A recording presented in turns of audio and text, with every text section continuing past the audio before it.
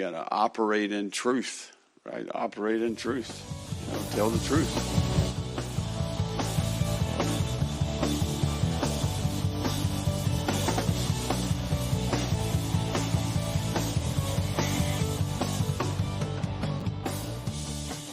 Hello, everybody, and welcome to the Gator Truth Florida Football Podcast. I'm Daniel, and on this episode, we're going to take a look at Florida, Georgia, the world's largest outdoor cocktail party. Of course, this is a big game for Billy Napier and the Gators, and it's a chance to make a statement, as at least one podcast has said going into this game. Definitely a lot to look out for. This is a chance to get a win over the number one ranked Bulldogs. And of course, for those who may not know, the last time Georgia lost in the regular season was 2020 to the Gators. Now, could that happen this year? Sure. We're going to look at some keys to the game. We're also going to look at, well, some storylines as well. And for those of you watching on YouTube, you may be wondering, what am I wearing? This ridiculous thing I know. Well, it's part of the good vibes for the week. We'll get into that a little bit later, just like how I kind of have my 2008 Florida Georgia Cup going for this episode.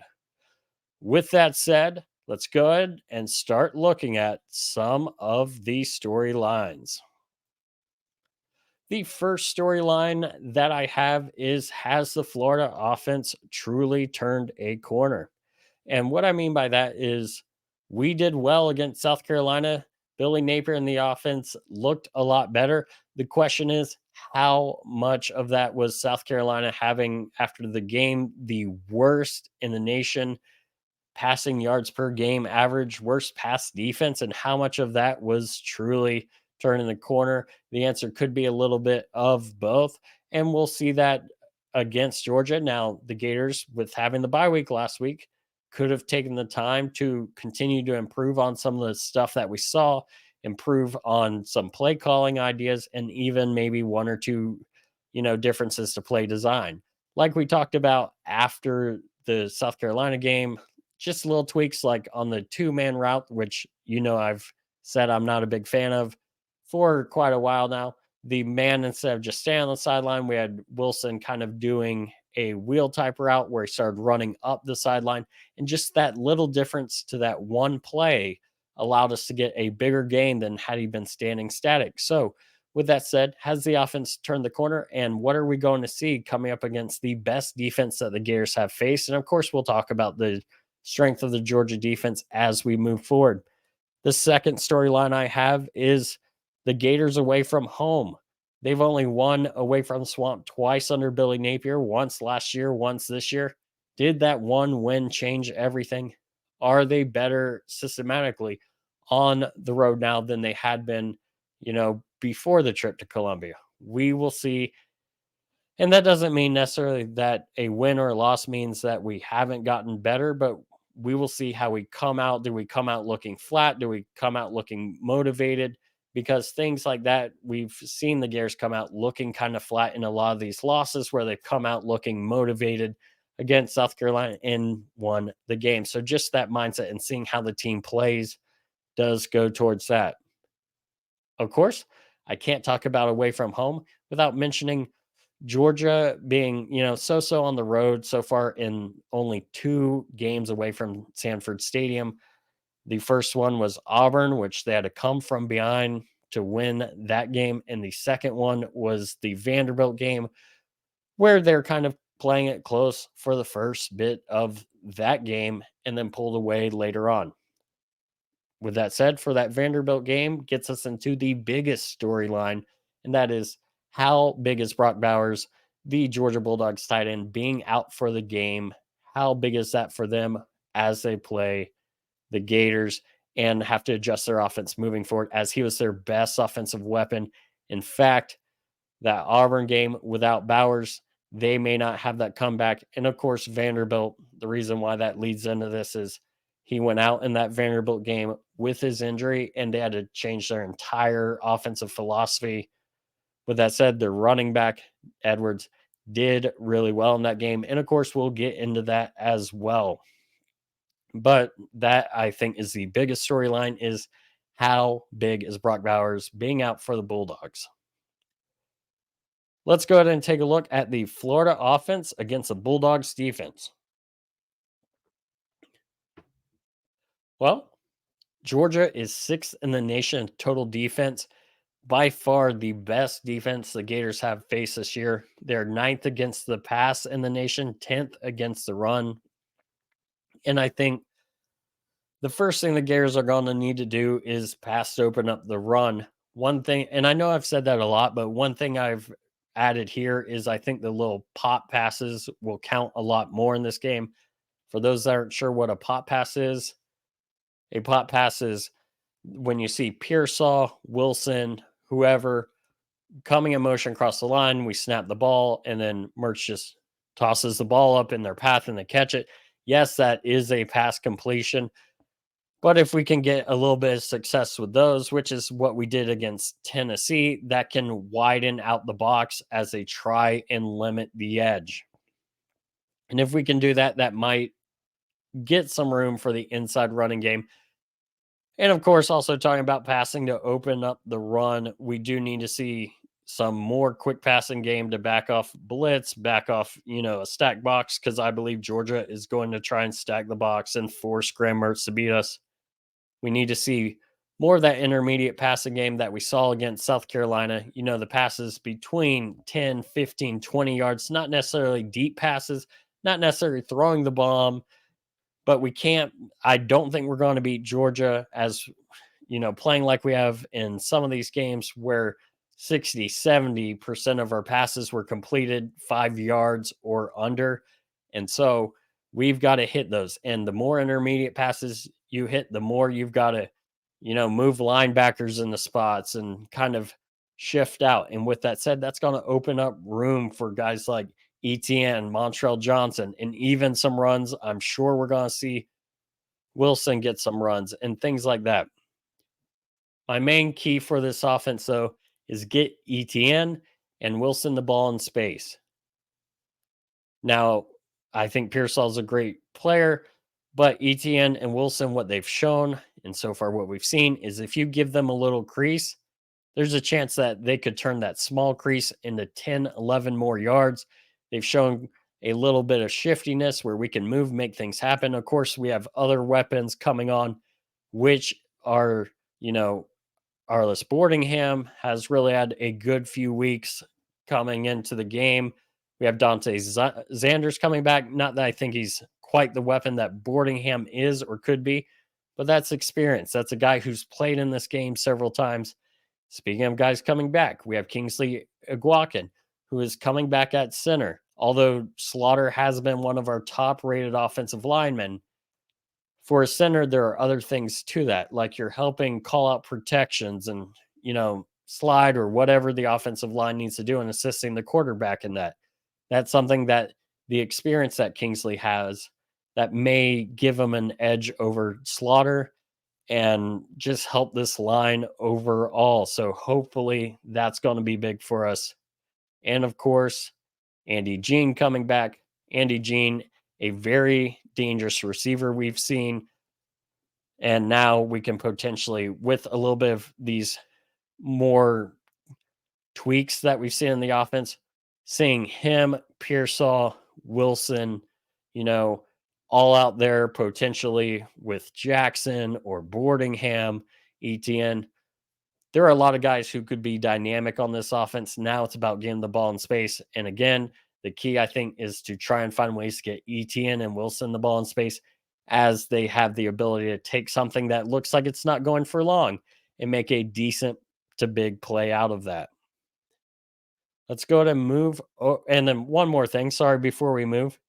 I know it's been said by several people, including Josh Pate of CBS 24/7 Sports.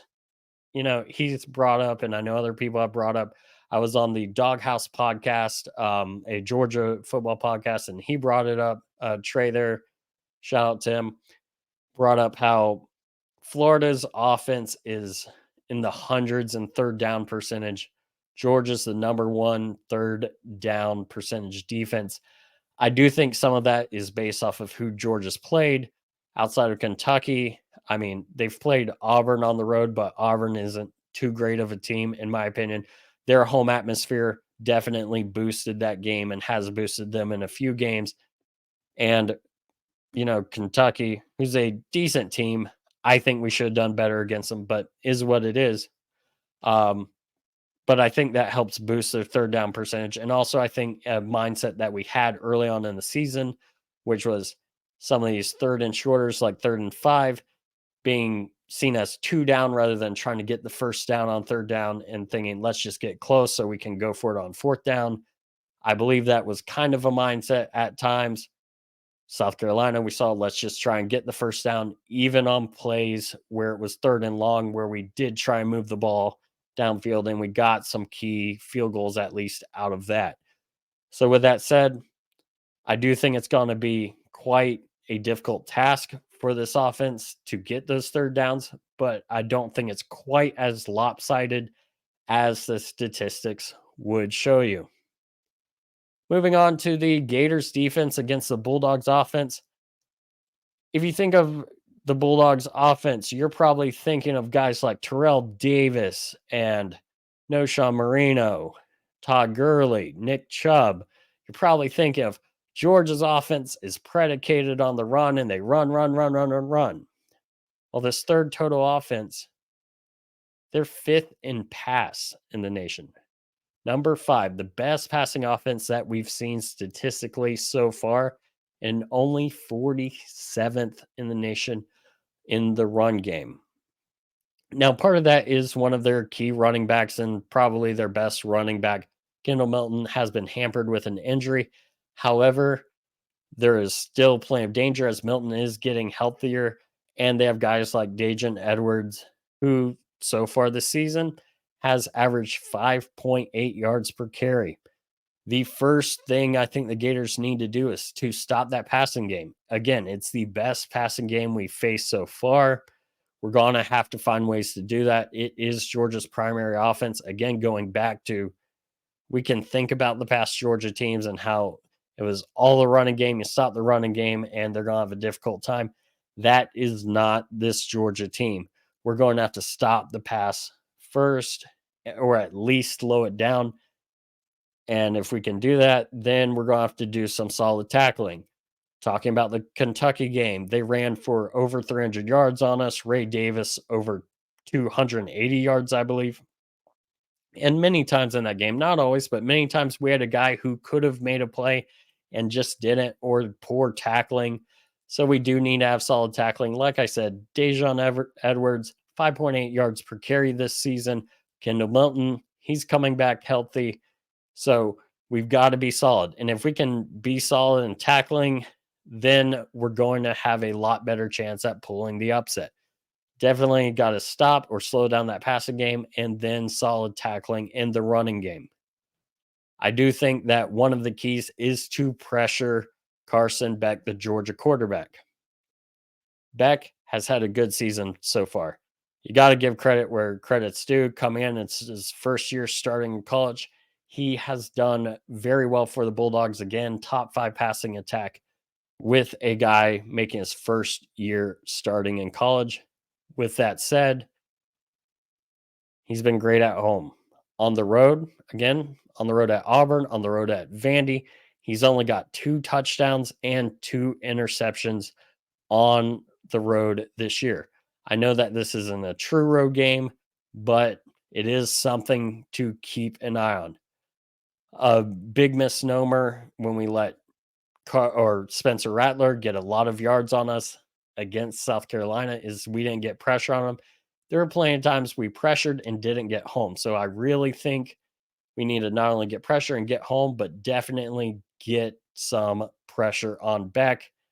That pressure could speed up his clock as he's not super experienced. That is the time where you can make guys make errant throws. An experienced guy like Spencer Rattler, he may not speed up his clock with a little bit of pressure. You've got to get home to him. Meanwhile, a guy like Beck, again, not many starts, not much experience. If you can at least get him pressure, get him off of his, drop back count, off of his rhythm, then that's times maybe he makes a errant decision or an errant throw, and hopefully we can take advantage of that. We cannot have any mental mistakes as we've seen sometimes, and we definitely need to do a good job covering the receivers for Georgia, such as Dominic Lovett, who was great last year at Mizzou, and then has come and hasn't had the best year this year for the Bulldogs so far. But when you're playing second fiddle to Brock Bowers, who's was just such a great weapon for them, and luckily he will not be in this game for the Gators. Hope he gets better. I'm not celebrating the injury, but when you don't have that big weapon in front of you, now it's time for a guy like that who was one of the best receivers in the SEC last year. I wish we had gone after him in the transfer portal. Now it's a time for a guy like that to show up and show why he was such a big deal transferring in from Mizzou. But if we can get the pressure and stop Beck from getting the ball out, again, things that give the Gators a better chance against the Bulldogs. Moving on, instead of a truth be told, last year during the bye week, I kind of gave some of my favorite games, some of my favorite Gator memories, but I didn't touch the Florida Georgia game. I said I'd do that at a different time. Now, there's a little bit of a theme here with these. See if you can get what it is. These are games that I have attended and had some great memories. Maybe you remember these games. Maybe you should look them up afterwards if you haven't, because they're full of fun. And I will go through these real quick. And again, it leads into some of my thoughts on the final score and stuff of this game in some ways. First game I ever attended for Florida, Georgia, 1993, last game in the old Gator Bowl before they renovated it. And I believe it was High Top Sports. Check this out if you haven't. High Top Sports this week, I believe they actually watched this game, did a watch through or discuss this game, watched the press conferences. This game came down to the wire at the end. Georgia scores. Think they've tied up the game, except for the Gators had called a timeout right before the play. Gators get the stop, get the win in one of the wettest, muddiest games of all time. I've talked to a guy who was a manager for the Gators team at the time, and he talked about how much of a pain it was to get all the mud out, but how great it was to have that win over Georgia. And it was such a great game for my first Florida Georgia game I attended. The next year, again, soaking game, 1994 in the swamp, big win for the Gators. I remember this as a kid, just loving it. Definitely check out the highlights. Big fumble recovery right before halftime. Check it out for sure. Great game. 1999, we win the game. If you're watching on you, or if you're watching this on YouTube, you see that I've nicknamed this the Cotton Candy Game. Well, the Cotton Candy Game, the reason why I reference that is, and this is more of just a family memory. Florida's got a very small lead, and yeah, I believe it's in the fourth quarter. And I've watched this clip this week. My aunt sees this cotton candy vendor walking up and down the aisle, and she says to our group, "Man, I really want cotton candy." And my other uncle, who's married to my other aunt, my uncle who's married to my other aunt, says, "You know, if you guess a touchdown, I'll go get you cotton candy." Well, on that drive, the Gators scored on the third play. Bo Carroll, 31-yard touchdown run to make it up to a 2-score lead. My uncle runs down the aisle, and if you've ever been in the stadium in Jacksonville, there's a little ring that goes throughout the inside of the stadium that you can run around. Granted, with the club seats now, it's a little bit harder to do all the way around. But anyways, he runs, and the cotton candy guy had made it to Georgia territory. And of course, Florida fans still going nuts, screaming about that touchdown. He's over in Georgia territory, buys the cotton candy, holds it up like an Olympic torch, and goes running through Georgia territory back to us, and was one of the best purchases of the day and one of the most fun memories I have of the Florida Georgia game. And of course, 2008, again, I've got my 2008 cup right here. And, 2007, Georgia has that ridiculous celebration, sending the whole team on the field when they score the first touchdown. Back and forth game. Georgia pulls it out in the end. And you can go watch Swamp Kings. You can find all sorts of things about how this motivated the 2008 team. And this was the game they really circled. And of course, Brandon Spikes setting the tone from the beginning. One of my favorite memories from this game, though, is about 5-6 minutes left. My cousin's wife, myself, we all run from the away side because on the even years, the Gators are away. Both teams enter from the home side. We run down, get to the front row of the away or of the home side because all the Georgia fans have left, line up and end up, greeting the players after the game. We're all excited. I actually missed the first timeout or two, didn't realize Urban Meyer had taken the timeouts, and then realized it with the last few. And it was just a great feeling. Big win for the Gators, possibly a lot of people's favorite Florida Georgia game. And then, of course, 2014. And this is where I want to talk about this game. 2014, I was talking about Will from South Carolina, Will in South Carolina. Well, going into the game, he's saying, we're going to win this game. And we're kind of like, listen, we got a true freshman, Treon Harris, starting. We're probably not winning this game. Georgia's such a great team. We're not pulling the upset. Like, there's just a big, we're going to cheer on the Gators, hope we pull the upset, but we're not going to get our hopes up. And Will was just like, no, we're winning this game. And so I've got to give him props. He's probably going to text me when he hears this. But anyways, so before the game, we go and Fred Taylor, David Green, former Georgia quarterback, are doing this trivia challenge. And during the trivia challenge, I actually get one of the questions right. We get to meet Fred Taylor, and I actually have him sign this hat that I have right there for those watching on YouTube. And I remember as he was signing it, we asked him, hey, when's Kelvin, his son, going to get more carries? He's like, well, he'll get them at some point. Gives a very professional answer, not so much the dad answer that you'd maybe get like, oh, my son needs more carries. Well, Kelvin got a lot of carries that day, and we had two backs go over 100 yards. I think they both went over 150. Ridiculous day. Gators pull off the upset 38-20. And it reminds you that anything can happen in this game.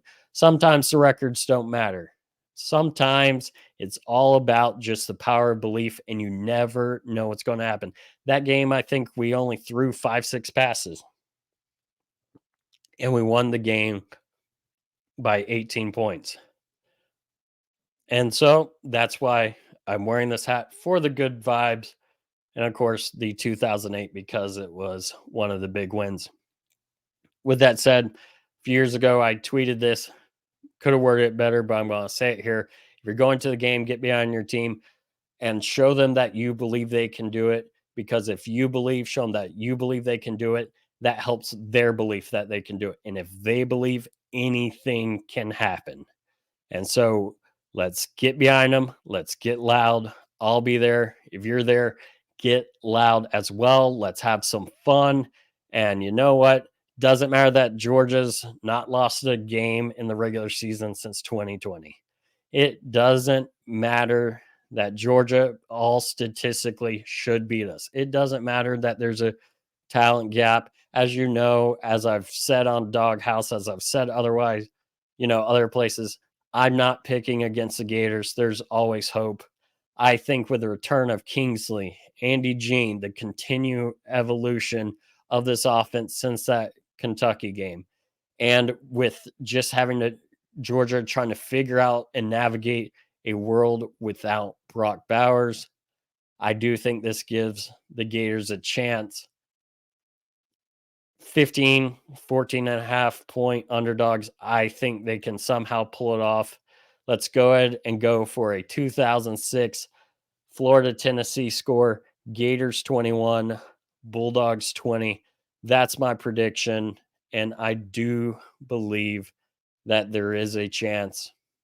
I'm not going to sit here and tell you that it's the best chance in the world. I'm not here going to tell you that, we're going to go out there, blow them out. But I'm going to say I'm going to be in the stands.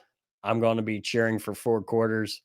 And I say, if you're going to be there, you do that as well. If you're watching from home, cheer for 4 quarters. Let's have some fun. Let's let's see a game where if people end up not going, they say, man, I wish I would have gone. Let's see one of the great upsets in Gators history. And with that said, thank you all for listening. And as always, go Gators.